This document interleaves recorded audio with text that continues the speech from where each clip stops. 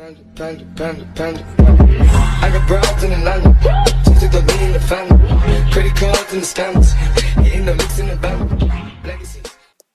Bonjour à tous, c'est John Paul, j'espère que vous allez bien. Aujourd'hui nous allons parler des Darkbox, ces boîtes reçues du Darknet. Pour commencer, je vais vous expliquer ce que est le Darknet. Cela est très ressemblant à Internet, mais caché. Il possède 3 niveaux. Le premier niveau est les sites basiques, que nous retrouvons sur Internet normal. Sur le deuxième niveau, ce sont les sites interdits mais pas très choquants.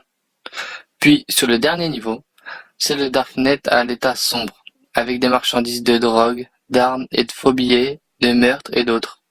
Donc cette box vient du niveau le plus sombre du Darknet, et donc peuvent contenir les choses les plus terrifiantes, et même vous choquer, car derrière un écran il est facile de regarder, mais quand tout cela est devant vous, le sentiment n'est pas le même. Donc je vous conseille fortement de ne pas acheter des box. Dans ces box, il peut y avoir toutes sortes de drogues, et les problèmes peuvent vite s'enchaîner. À l'écran, vous voyez un site qui parle de ces Darkbox. Je vous conseille d'aller jeter un œil car il est très bien fait et très intéressant. Le lien sera dans la description. Je vais vous présenter un top 9 des sites les plus emblématiques du Darknet.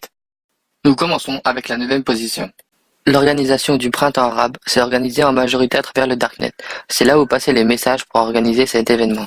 Puis, la 8e position, comme vous pouvez le voir, les terroristes ont utilisé Darknet pour certains événements, et utilisent beaucoup cette méthode pour envoyer des messages.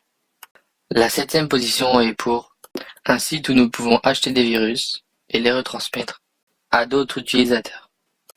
La 6e place est pour toutes les personnes qui vivent dans un pays où tout est réglementé, car ils utilisent beaucoup le Darknet. Nous rentrons dans le top 5, et pour cette 5e position, on nous apprend que le Darknet serait 400 fois plus grand que Google. La 4e position est la vente de stupéfiants en tout genre. Vous trouvez tout à n'importe quel prix. La 3e position serait pour un site avec des photos d'enfants morts-nés. Le top 2 est un site sur les organisations secrètes. Et oui, messieurs, dames, le top 1 est bien un service de tueurs à gages. J'espère que cette petite vidéo vous a plu. C'était John Paul. À la prochaine.